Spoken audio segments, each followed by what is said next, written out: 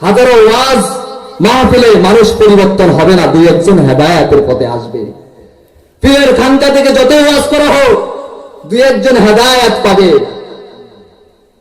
মসজিদের মিম্বর থেকে যতই সুদের ঘুষের বিরুদ্ধে কথা বলা হয়, যতই পর্দা করতে বলা হয়, মানুষ বলবে এটা মানলে মানলাম, না মানলে না, এটা আমার ইচ্ছা, ঠিক কিনা?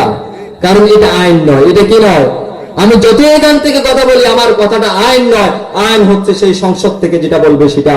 যারা নষ্ট করে সারা করছে, তারা যদি ওই সংসদ থেকে বলতো আজ থেকে নামাজ বাধ্যতামূলক করতে হবে, এক ওয়াক্ত নামাজের জন্য এক ব্যাট করে দেওয়া হবে, 1000 জরিমানা করা হবে, 1 মাস জেল দেওয়া হবে যে নামাজ আদায় করবে না, বলেন এই সমাজে একটা বেনামাজি পাওয়া যেত? যে অন্যায় করবে তাকে কোরআনের অনুযায়ী চোরের হাত কাটা হবে, জিনা করে শাস্তি হবে, তাকে মাটির মধ্যে গেলে পাথর নিক্ষেপ করা, মদ করে শাস্তি হবে, তাকে 80 দৌড়া মারা। সালমানের রহমানের মতো বড় বড় চোররা, যারা শেয়ার বাজারে 10,000 কোটি টাকা মেরে খায়, যারা কানাডার বেগম করায় বাড়ি বানায়, যাদের টাকা সুইস ব্যাংকে কোটি কোটি বিলিয়ন বিলিয়ন টাকা রয়েছে, আগে তো হাত তাদের কাটা যাবে। এই জন্য তারা এই কোরআনের আইনগুলোকে প্রতিষ্ঠিত করবে।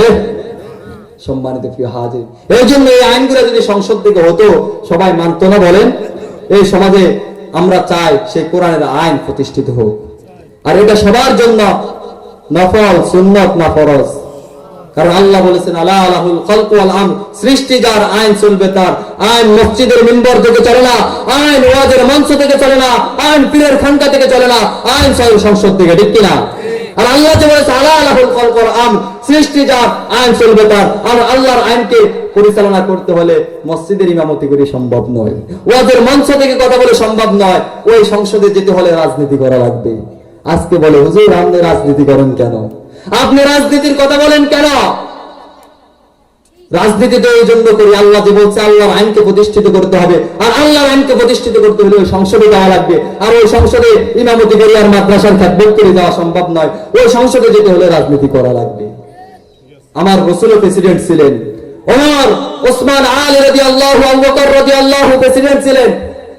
রাষ্ট্র পরিচালনা যতদিন পর্যন্ত করেছেন ততদিন পর্যন্ত ইসলাম প্রতিষ্ঠিত ছিল। যখন মুয়াবিয়া রাদিয়াল্লাহু এই দেশ পরিচালনা করেছেন তখন ইসলাম প্রতিষ্ঠিত ছিল। যখন ক্ষমতা চলে গেছেন ইয়াজিদের হাতে, তখনই মাথা চলে গেছেন হুসাইনের, ঠিক কিনা?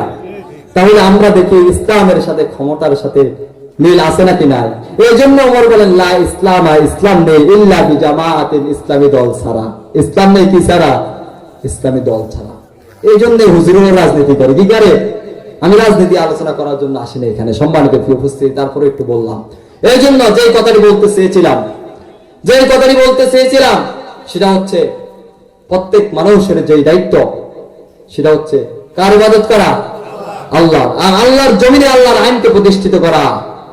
সম্মানিত প্রিয় হাজিরিন, এই জন্য নবী মুহাম্মদুর রাসূলুল্লাহ সাল্লাল্লাহু আলাইহি ওয়াসাল্লাম আল্লাহর আইনকে প্রতিষ্ঠিত করতে গিয়ে রাসূল জেল কেটেছেন, রাসূল মার খেয়েছেন, কিন্তু ঈমানের পথ থেকে সরেন নাই। রাসূল সাল্লাল্লাহু আলাইহি ওয়াসাল্লামের সাহাবারা ইসলামের জন্য কতটা কষ্ট করেছেন। আল্লাহ যে বলেছেন ইন্নাল্লাহা আশতারা মিনাল মুমিনিনা আনফুসাহুম ওয়া আমওয়ালাহুম বিআন্না লাহুমুল জান্নাহ, আমি তোমাদের কাছ থেকে কিনে নিয়েছি। কি করে নিয়েছি? কিনে নিয়েছি। কে বলতেছে? আল্লাহ বলে আমি তোমাদের কাছ থেকে কিনে নিয়েছি আনফুসাহুম, তোমাদের জীবন। কি কিনে নিয়েছে? তোমাদের জীবনটা আমি রব কিনে নিয়েছি। ওয়া আমওয়ালাহুম, তোমাদের সম্পদ কিনে নিয়েছি। যে জীবন বলতেছে আমার, আমার যে সম্পদ বলতেছে আমার। আল্লাহ বলে ও মুমিনেরা শোনো, আমি তো তোমাদের কাছ থেকে সেই জীবনটা কিনে নিয়েছি, সেই সম্পদ কিনে নিয়েছি, বিনিময়ে বিআন্না লাহুমুল জান্নাহ, আমি তোমাদেরকে কি দিব? আল্লাহ বলছেন তোমরা আমাকে দিবে জীবন আর সম্পদ, আর আমি রব তোমাদেরকে দিব কি? জান্নাত।